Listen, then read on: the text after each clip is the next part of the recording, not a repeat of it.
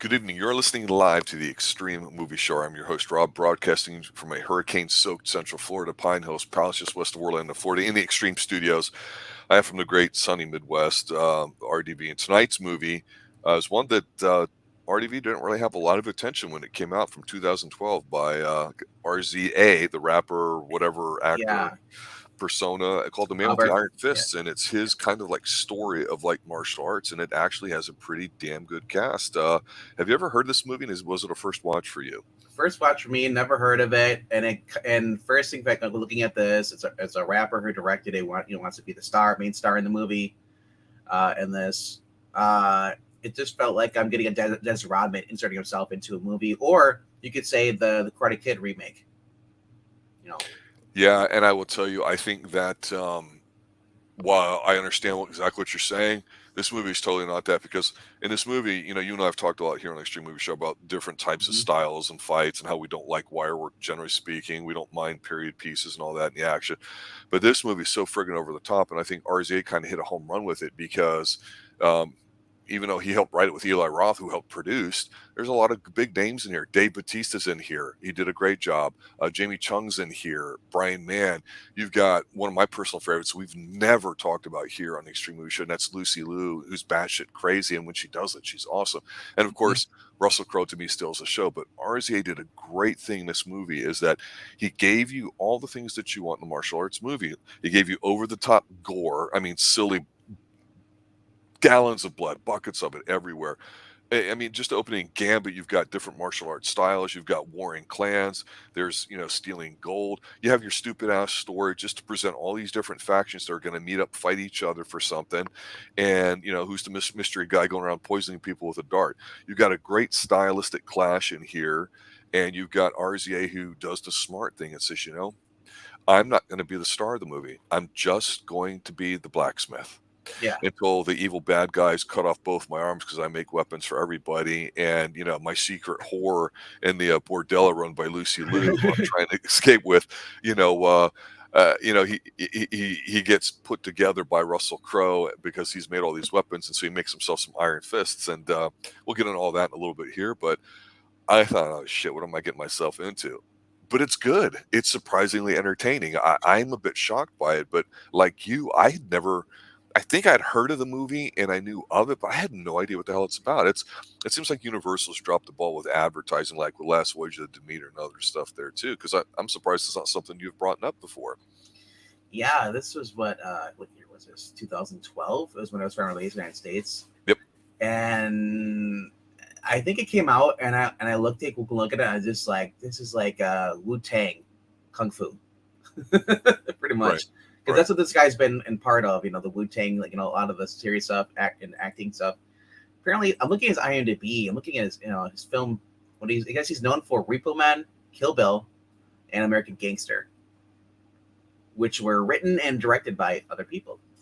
Yep. Yeah, because I was looking at his writing credits. He only wrote this Wu Tang American Saga, which was a TV series, but for 30 episodes, started in 2019.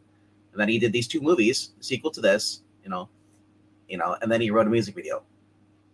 Other than that, he really didn't, do much. He was a good composer. Hmm. Did the song, or he did stuff for Blade Trinity, Kill Bill, the whole bloody affair, and then Afro Samurai miniseries. Right. He hasn't really done much as far as, I guess he's done acting. He's done stuff, but it's really like small roles. Yeah, and the thing too is like we pick on our young 20-something Professor Pixel who hasn't seen all the Bond films, and there's a lot of stuff he doesn't know guy-wise that we're rectifying here on the channel by going through all the Bond movies and other stuff. You and I've covered a lot of martial arts, but you yourself have told me you haven't seen all the Bruce Lee films here. So this movie, if you're familiar with Enter the Dragon, and I know you're not, but many of our listeners will be, it's got a little bit of flavor of that, and it's not really a rip-off in terms of the plot, but some of the scenes at the end I think are reminiscent of it. But that's the thing, you get martial arts, you get a lot of the same scenes. I think it's just the way they go about doing it. Is that something that bugs you in martial arts movies? Not so much. It really depends on the actor who's doing it. You could have Jackie Chan doing a scene, and really liking that. But then somebody else comes and does it, and it's like they might do a little better, or they might do worse.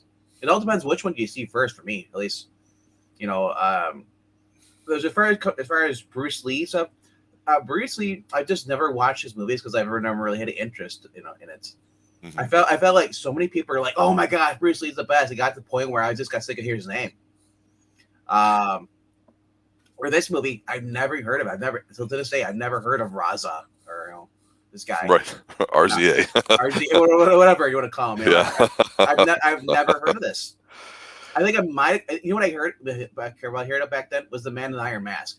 That's the closest I got to anything like this. Come on, I would love to see Leo in one of these guys' ass beat, because what happens here is we get the opening gambit with the opening credits, and so you get a little bit of introduction to some of the key players, and so basically you got this dude that's the head of a clan who gives a hitman the assignment of stealing like some gold, right?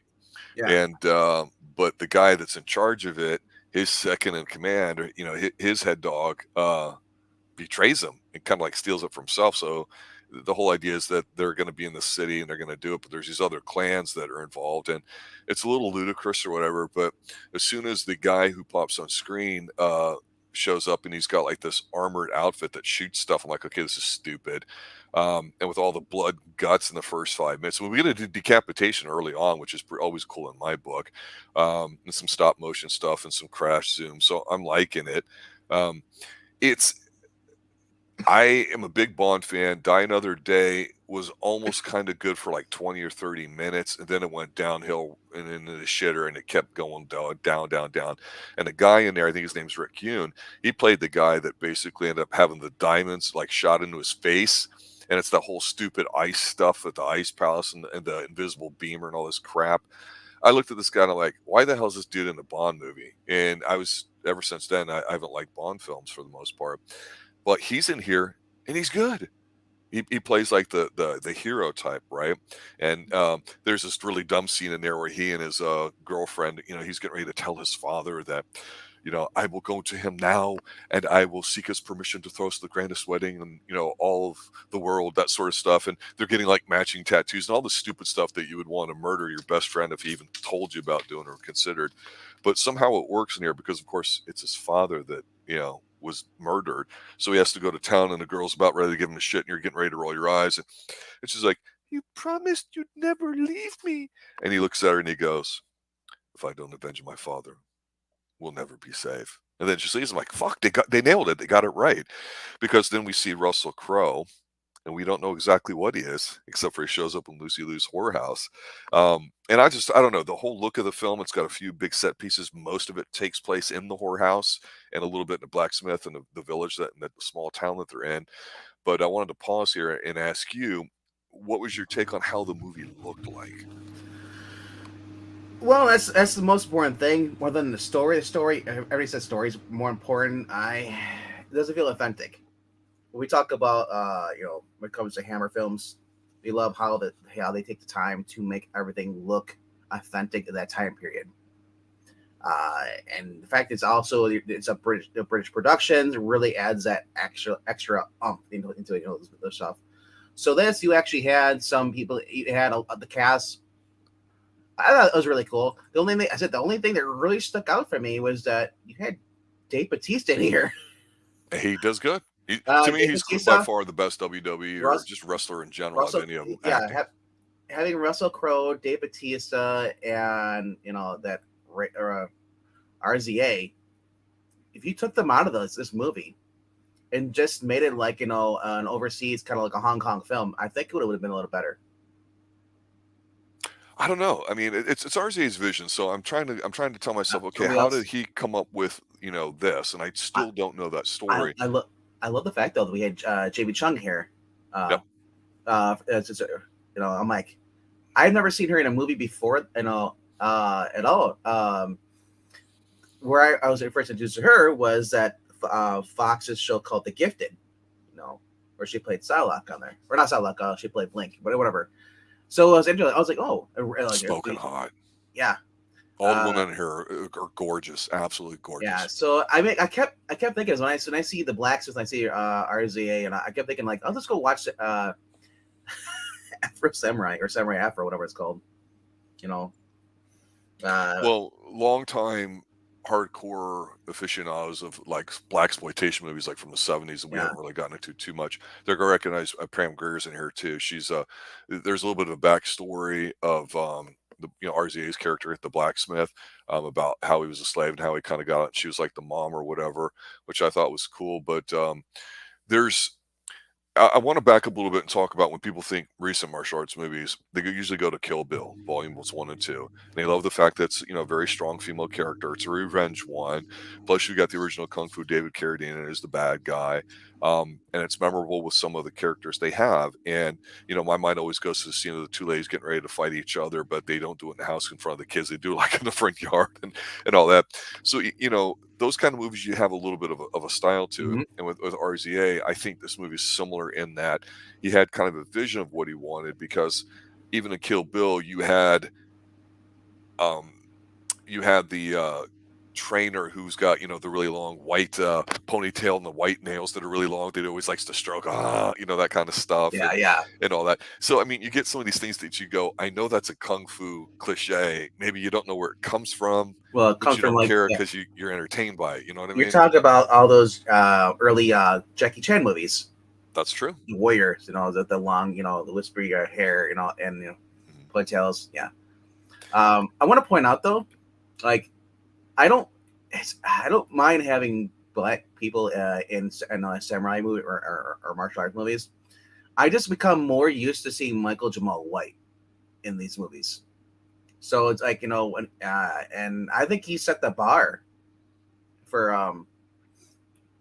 as far as it comes to like I guess I could, because this guy is, like I said, this guy didn't feel authentic to me from when I saw him.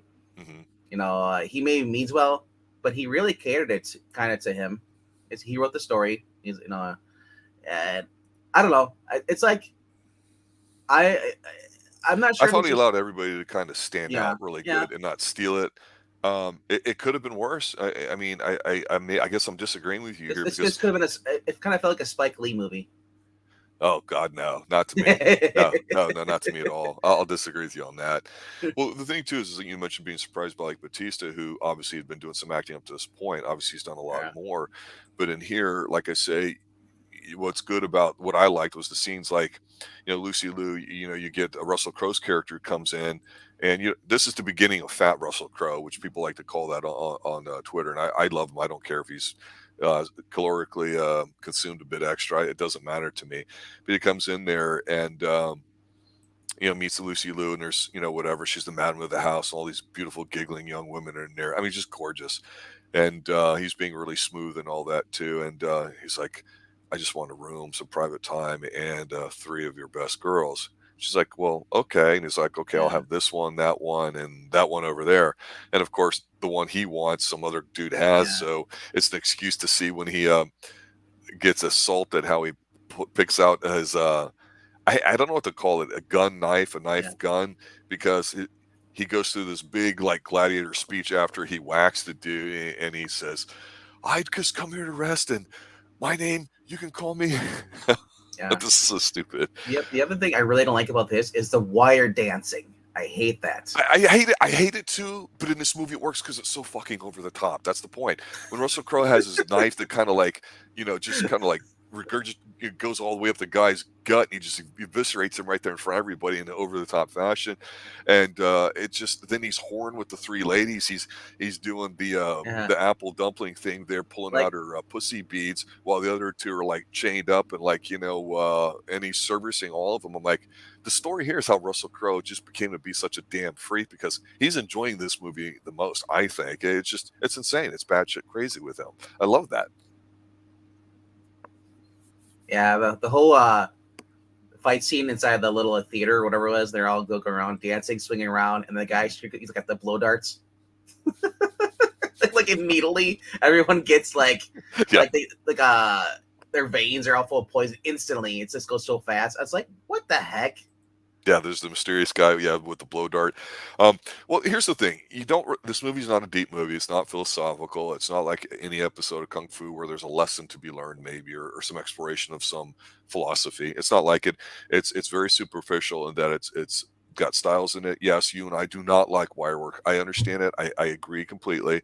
But like I say, it works in here because there's also a scene a little bit later on here. I don't know if you remember this one, but it stood out to me because I do not know her name as an actress. It's not somebody that we've covered, but there's a battle where the bad dudes are coming in and they're called the Gemini twins. It's a man and a woman.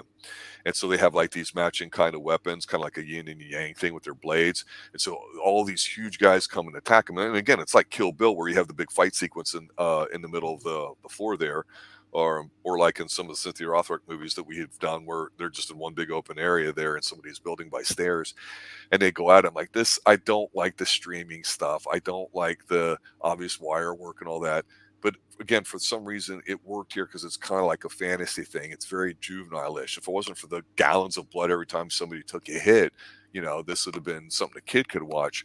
But when you have somebody like Russell Crowe, his name is, Mr. Knife, but you can call him Jack, and basically he has this giant Bowie knife, and it's got a gun in it or whatever.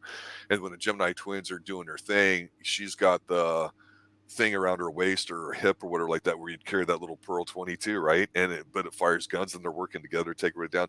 It's stupid and it's dumb, but it's what you want. It's those different styles, and it's silly. I don't know.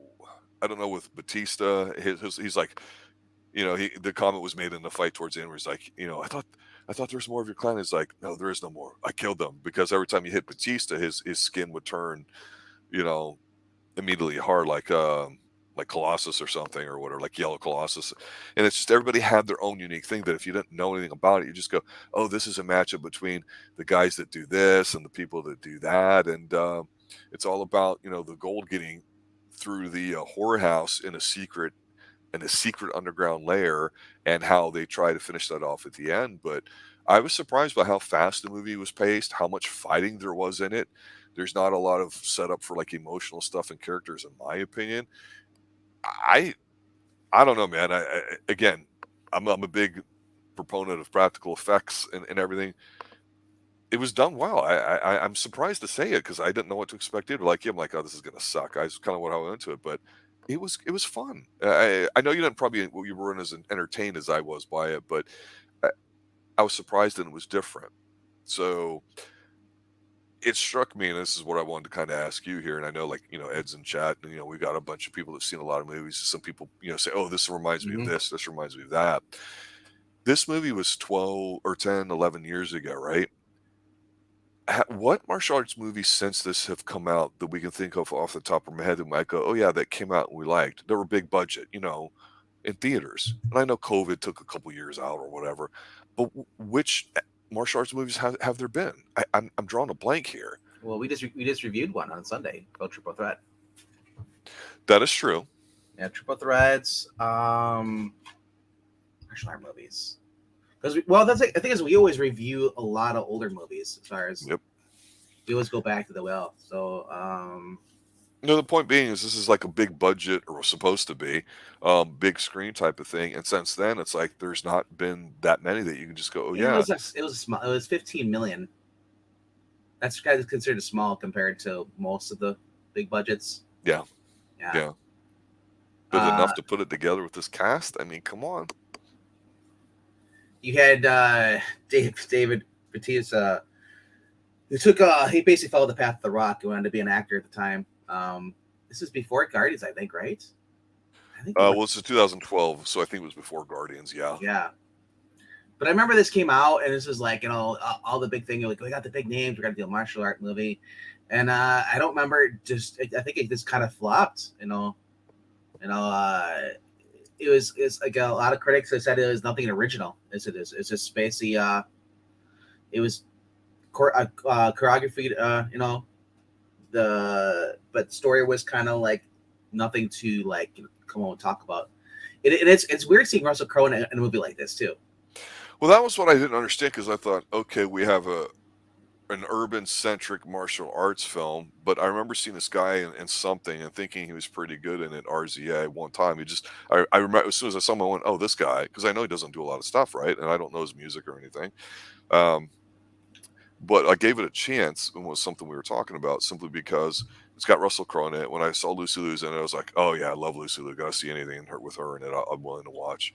But then when I realized I didn't know Batista was in it until I saw his name, I'm like, Yeah, "Oh, he's in here too," because I think this is right before Skyfall or yeah. wherever he showed up in the Bond films and all that. So I gave it a I chance think because to that's your point, Spectre. being big budget, you feel Yeah. it's like different, right? It's like you replace Russell Crowe with Michael Ironside. It's just as equally weird to see him in a movie like this.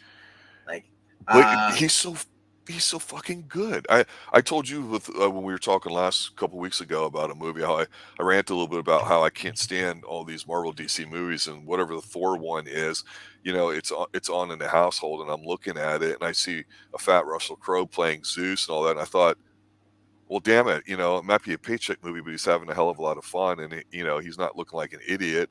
And I'm like, he's just so damn good, It's it's insane. yeah. About it probably doesn't help that I have never been a fan of Russell Crowe. He is an fatter for me. I, and Yeah, I've never really known that yeah, about you, and it shocks me to this day. Because Russell Crowe, I've known about him since the late '90s. Right before we had Blade and all that. He was in, I think, Lawnmower Man. Um, and then of course, Gladiator was the big one, and everything's been ever Gladiator. since then. A lot of people love Gladiator.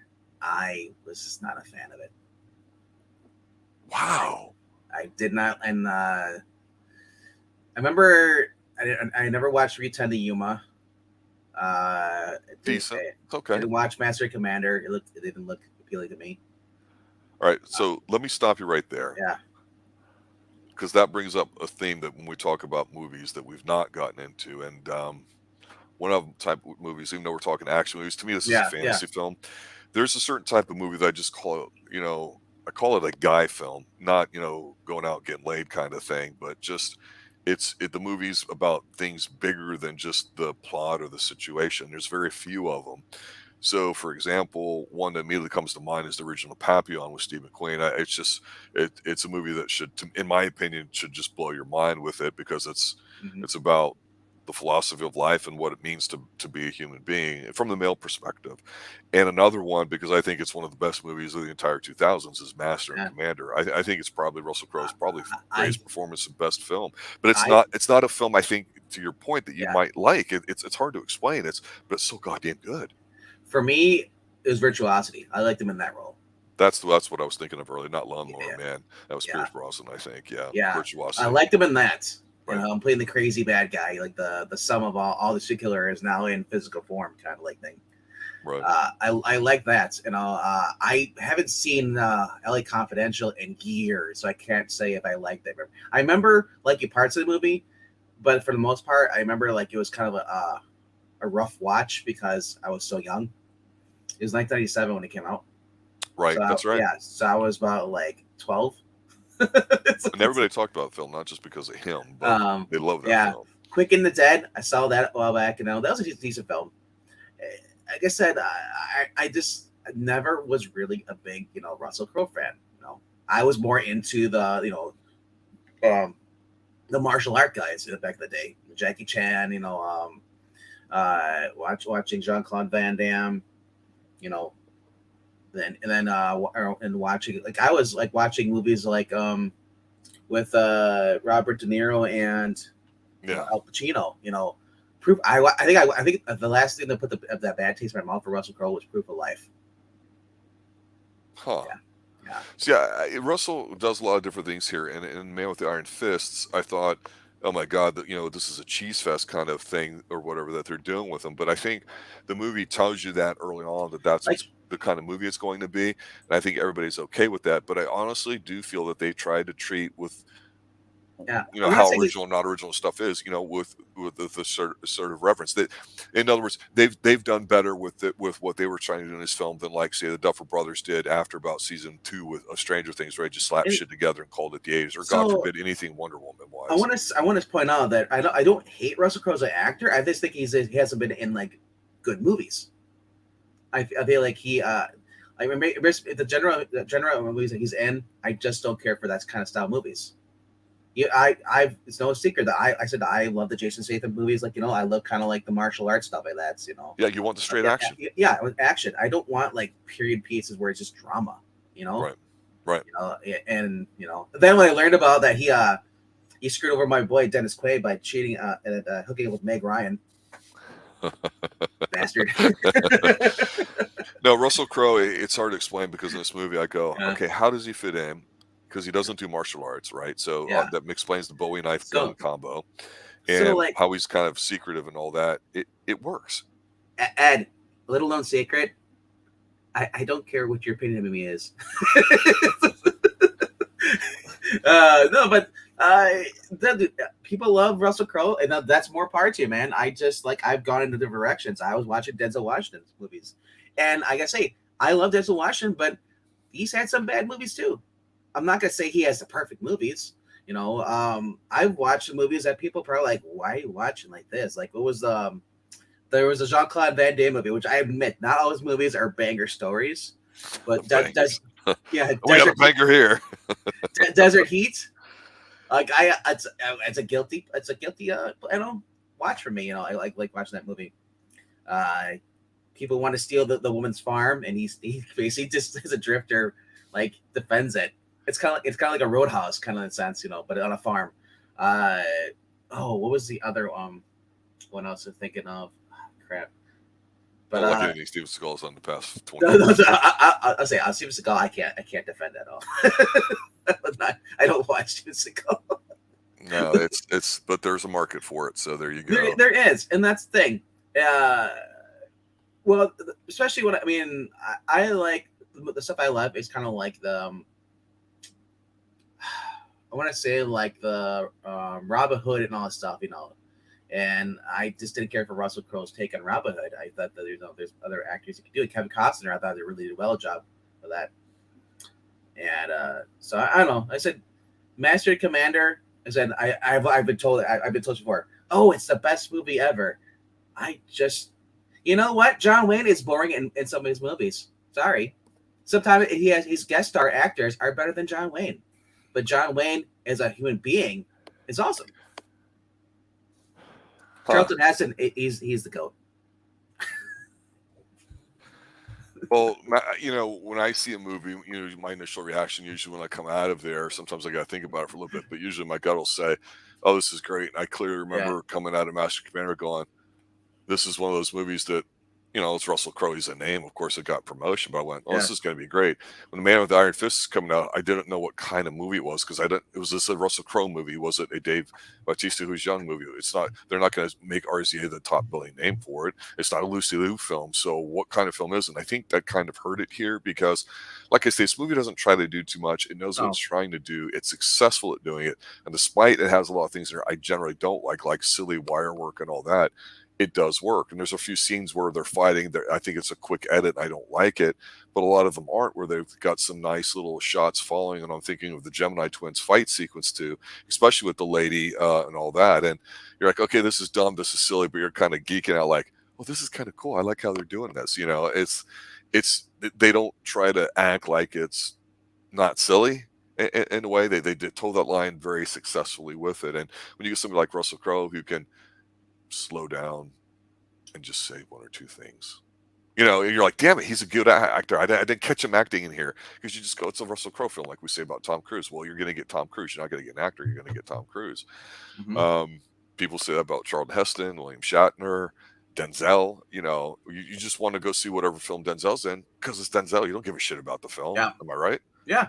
Yeah. And if Russell Crowe has never been that kind of guy. Like, oh my God, it's Russell Crowe's coming out of the movie. I got to see it. Yeah. Charlton Heston said that the best Western he ever was in was something called Will Penny, and it's more of a family related kind of wholesome one. It's not really about, scalps and, conquering the West and gold or any of that other crap. And, it's like when you and I on our Extreme Classics review older films, especially if they're Humphrey Bogart one like Treasure of Sierra Madre, when we're like, well, we don't kind of really care what the story is. We're just watching it because how much presence Bogart's got on the screen, and to me, I still think that even though Russell's the heavyweight in this movie, Yep. and he seems like he's having the most fun, and damn, I wish I was Russell Crowe in this film. It does kind of, like I say, give it a little bit of weight. And if Russell Crowe can see a little bit of something in it, other than the paycheck, and be engaged in it, that tells me something about the product that he was in.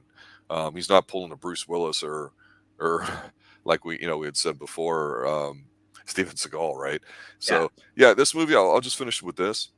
I was surprised by it. I wasn't going into it thinking I was going to like it that much, and I'd be like, yeah, okay, it's kind of stupid. It's not. It just didn't do anything for me. But I was surprised. It drew me in after the first few minutes, and I actually found it to be an entertaining watch. A silly one, I'll say, a bit fantastical. Um, but everybody's kind of got a serious look on their face, and they're just. But you kind of know in the back of their mind, are going, okay, wait, well, we're Yeah. going to show you something goofy here. And I love Lucy Liu gets her chance to shine. She's incredible. When she I'll say this. This is my favorite scene, and then I'll give it to you for your closing thoughts.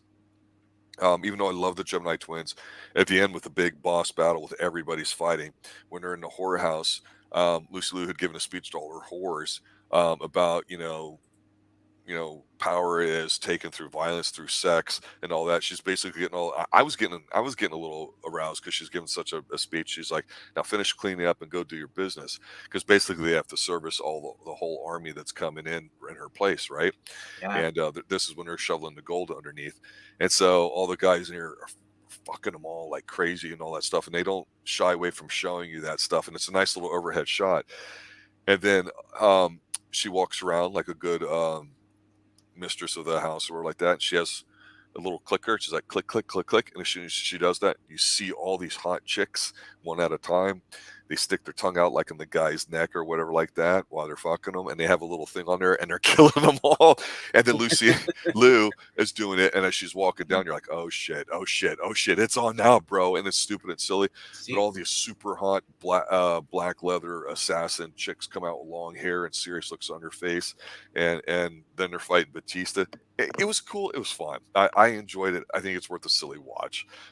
Honestly, I didn't think I was going to like it. Yeah. Glad I was wrong. The, I the, know char- you're one a big fan the of the film, character but the character who stood up the most was Silver Lion, the main villain, played by Byron Mann. You'll see him later, and a couple years later after this in Wu Assassins, we covered on this channel, like in 2019, I think it was. Okay. He's just a sick little bastard in this. Yeah. That, like I said, just that scene alone where they're like Batista's warming up the sword, it's like in the coals, and they're gonna cut the dude's Raza or RZA, they're gonna cut his arms off, and like that is just gory. He's just, and he's just smiling and everything, and then he sees the kids at the fireworks, and he runs on and chases them. Right. His hairstyle was good. That's the other thing too. Is like, it's like, were we going to 80s like rocker hairstyle here in like the early 1900s? I was like, he had like the 80s hairband style, his hairstyle. All I needed was like the silver tips, and he looked like he could join Kiss. This I honestly, I don't. You can find it on Amazon Prime. You can rent. It's not available for free anywhere unless you go to the high seas. Yeah. Maybe it'll show up on Tubi one day, but it does look good. I've seen a lot of worse movies out there when it comes to martial arts films and action in general, but this is just a fantasy type one. It's just his little, hey, this is my way to kind of mark out for myself for it. But I think he did a decent job. I know we talked before about how this kind of looked mixed or whatever. Maybe it feels that way, but I think if it's a bad movie, it's a good bad movie. If you think this is a good movie, it's not that good of a movie. If that makes sense. Yeah. That's kind of maybe the best way to describe it. Yeah, you see, he had for those who know this, probably gonna butcher his name, Shen Kon Tai, who was basically a martial arts actor and director, and from the who rose to fame in the 70s before he became we basically with the Shaw Brothers Studios. Mm-hmm. He was actually in here because he was as Golden Lion. So they actually had like several veteran martial artists, actors and all in here, which really helped the FNC, especially those scenes. You see some of the wire stuff, the choreography. I bet you that was like Chen basically like directing that. Yeah, yeah, I would agree with that too. Because yeah, I don't expect every movie that come out like this to have like a new way of showing you something that hasn't been done before. Just be different, oh, be eclectic, show some different things, did give you us our know that? stylistic clashes, and we're good. Did you know that Lucy Liu's character originally was going to be a guy? It was written for Arzia Shalan teacher, but he couldn't. But he had obtained permission to return to China for filming. Yeah, yeah. So they gave it to Lucy Liu. Oh, Lucy Liu, man, she's. And I was gonna say you're gonna give it to somebody else other than Lucy Liu at first. You're an idiot. Yeah. Well, you have it, ladies and gentlemen. The Man with the Iron Fist. An interesting, a good bad film. Let's just call it that. Can we agree on that? I'd say if that means it's still bad. It's not bad. It's not exactly good. I'd say it's more like mid. My picture, of course, is when Russell Crowe, we first meet him, and he's smiling, and he's pats the head of a little street urchin or whatever like that that's picking up like a bagel or whatever the hell it is in front of him, a donut, and he drops his little cigar or whatever like that, and then walks in. The girl picks it up. I'm like, oh, this is stupid. I love it. Our friend Jay is in our Twitter group. Whenever he has this picture of Bette Midler as the Riddler, they call it the Midler. I'm like, it was a perfect image for like rating movies. The Midler Strikes Again. That's funny. All right, guys, and everybody out there, have a good night. Thanks for watching. We'll post out here later in the week what we're going to be going over this weekend. We'll see what's going on with our schedules and all that too. So you got any suggestions, let us know. We've been trying to hit those too. So this one just kind of came up out of nowhere, and we'll see what happens. Maybe action oriented as well. So have a good night. As always, stay extreme.